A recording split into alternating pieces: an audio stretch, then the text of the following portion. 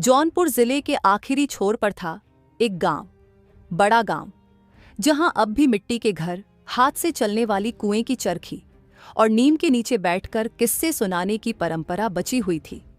गांव छोटा था, लेकिन दिलों में बड़ी जगह थी। कोई किसी का काम टालता नहीं था और कोई किसी के दर्द को अनसुना नहीं करता। गांव के एक छोर पर एक पुराना पीला मकान था, जिसके बरामदे में हर सुबह धूप की लकीरें गिरती और एक बुजुर्ग महिला, मालती अम्मा, तुलसी को जल चढ़ाते हुए भजन गुनगुनाती। उनके साथ कोई नहीं था। उनका बेटा शहर में नौकरी करता था और बहू फोन पर हाल चाल लेती थी। पर असल में मालती अम्मा बिल्कुल अकेली थीं। गांव में सब उन्हें सम्मान से देखते थे, लेकिन उनके घर कोई आने जाने वाला नहीं था। बरामदे की चौकी पर रखा बर्तन महीनों से जस का तस पड़ा था और आंगन के बीचों बीच जो गमला रखा था, उसमें बस मिट्टी बची थी। मालती अम्मा रोज अपने हाथों से चूल्हा जलाती, 2 रोटी बनाती, एक खुद खाती, एक गाय के लिए रख देती। लेकिन गाय भी अब नहीं थी। उसकी जगह आंगन में खड़ा एक लकड़ी का टूटा फूटा खंभा बचा था, जहां कभी वो बंधती थी। एक दिन गांव के बच्चे पतंग उड़ाते उड़ाते उस पुराने मकान की दीवार से टकरा गए। मालती अम्मा बाहर आईं। बच्चों ने डर के मारे पैर जोड़ लिए। बुरा नहीं मानना अम्मा, पतंग उड़ा रहे थे, हाथ छूट गया, एक बच्चा बोला। मालती अम्मा मुस्कुरा दी। पतंग तो अच्छा है बेटा, बस डोरी संभाल के रखना।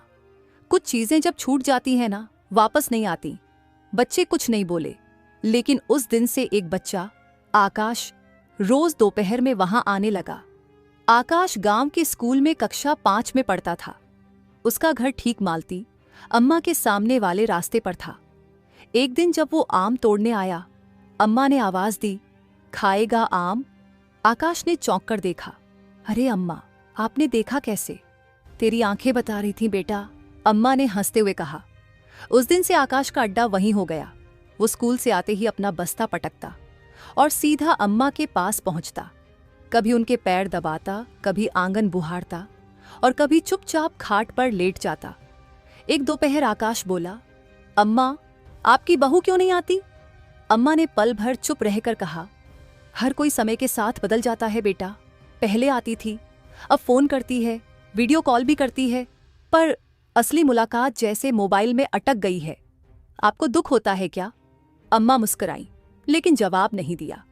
वहीं से एक रिश्ता बन गया, जो ना खून का था, ना रिश्तेदारी का, बस इंसानियत का था। आकाश अम्मा को घर की खुशबू लौटाकर ला रहा था और अम्मा उसे एक ऐसी ममता दे रही थी जो वो अपनी सख्त स्वभाव वाली मां से कभी नहीं पा सका।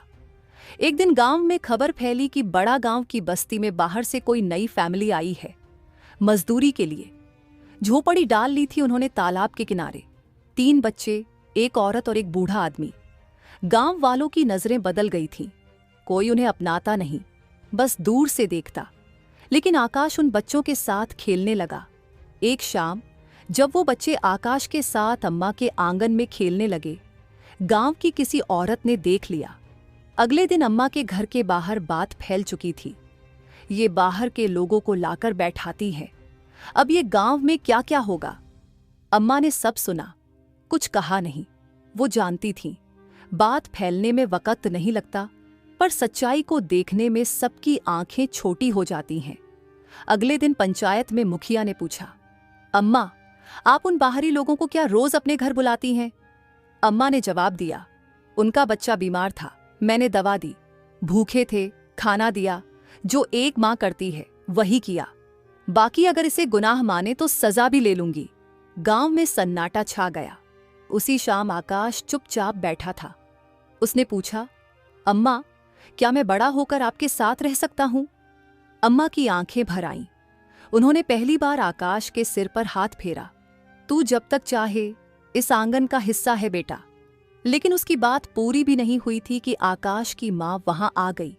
अम्मा, मैं आपका मान करती हूं, लेकिन मेरा बेटा अब यहां नहीं आएगा। गांव वाले बातें बना रहे हैं। अम्मा चुप रहीं। आकाश भी कुछ नहीं बोला। उस रात मालती अम्मा ने पहली बार चूल्हा नहीं जलाया। बरामदे में रखी खाट पर देर तक बैठी रहीं और उस नीम के नीचे, जहां आकाश खेला करता था, एक छोटा सा पत्थर पड़ा था। जिस पर किसी बच्चे ने चौक से लिखा था, मैं फिर आऊंगा अम्मा। गांव में 2 हफ्ते बीत चुके थे। आकाश अब मालती अम्मा के घर नहीं आता था। उसकी मां ने साफ कह दिया था, अब कोई गांव ताना मारे इससे पहले दूरी बना लो। आकाश चुपचाप रहने लगा था।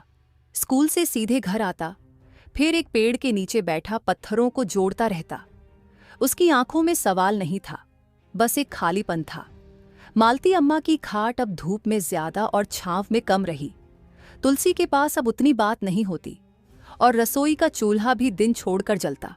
दिन तो जैसे कैसे कटता, मगर शामें लंबी हो गई थीं।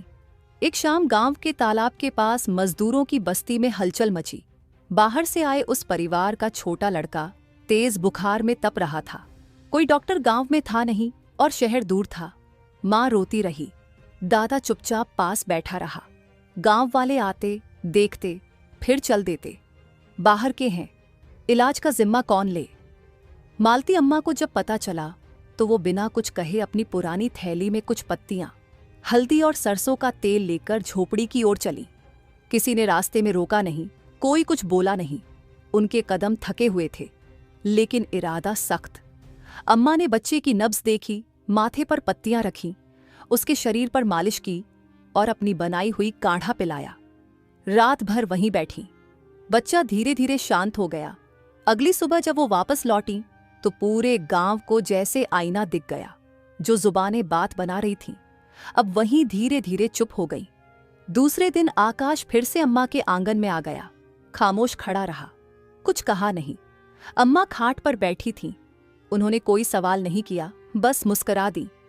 आकाश धीरे धीरे पास आ गया और चुपचाप उनकी गोद में सिर रख दिया। कभी कभी दूर होना जरूरी हो जाता है बेटा, अम्मा ने धीरे से कहा, लेकिन जो दिल में बसा हो वो कहीं जाता नहीं। आपको मेरी मम्मी से गुस्सा नहीं आया? आकाश ने पूछा। हर माँ डरती है, मैं भी डरती थी कभी, अब नहीं, अम्मा बोली। फिर दिन जैसे बहने लगे। आकाश अब फिर से आता, मगर अब वो अकेला नहीं होता। वो अपने दोस्तों को भी लाता। उनमें वही मजदूर परिवार के बच्चे भी होते। अम्मा सबको बरामदे में बिठाकर मूंगफली देती, कभी गुड़, कभी आम का अचार।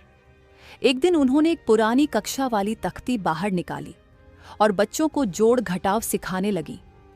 गांव में अब भी कुछ लोग कानाफूसी करते थे, लेकिन ज्यादातर लोगों ने इसे स्वीकार कर लिया था।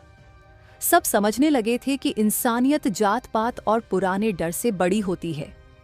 एक दिन स्कूल में टीचर ने सब बच्चों से पूछा, बड़े होकर क्या बनना है?